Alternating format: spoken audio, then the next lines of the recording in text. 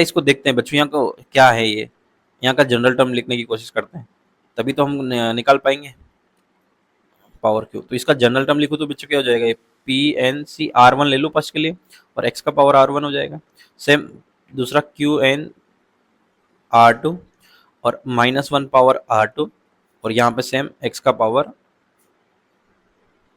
Are two हो जाएगा।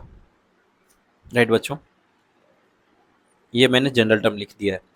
अब यहाँ से देखेंगे कि पहले एक्स का टर्म, कि एक्स का कोएफिशिएंट क्या हो सकता है, फिर देखेंगे एक्स स्क्वायर का। तो एक्स का कोएफिशिएंट लिया तो बच्चों यहाँ पे क्या हो गया आर वन, और यहाँ पे कितना हो गया आर टू, ये एक्स का कोएफिशिएंट हो गया।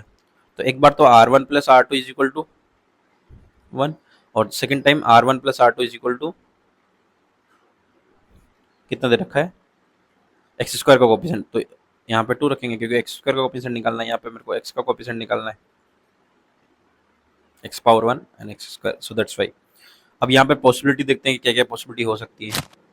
ठीक है बच्चों, मैंने दो पार्ट में कन्वर्ट कर दिया। तो ठीक है, R one plus R two equal to one का क्या पॉसिबिलिटी हो सकती है, तो ये पॉसिबिलिटी हो सकती है बच्चों आपको R one R two, R one zero हो जाए, आर टू वन हो जाए, और आर टू वन हो जाए तो ये जीरो हो जाए, बस इसके अलावा तो कोई पॉसिबिलिटी बनती नहीं। अब जबकि यहाँ पे जीरो हो जाएगा तो पी सी जीरो हो जाएगा, तो पी सी जीरो तो आपका वन ही होता है, राइट ना। और Q C R Q C one हो जाएगा, तो क्यू सी वन हो जाएगा आपका क्यू, करेक्ट ना, तो ये आ गया क्यू।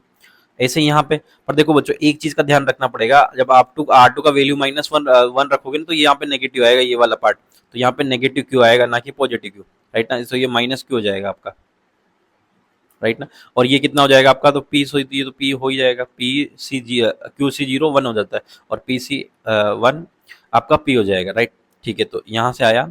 अब इनका सम कितना हो गया, पी माइनस क्यू और पी माइनस क्यू इसने गिवन है बेटा, इनका sum one, correct, one given है, करेक्ट। तो एक आपके पास इक्वेशन आ चुका है कि P minus Q equal to one. ठीक है, तो दूसरा ट्राई करते हैं, R one plus R two one कैसे बन सकता है, क्या क्या पॉसिबिलिटी हो सकती है।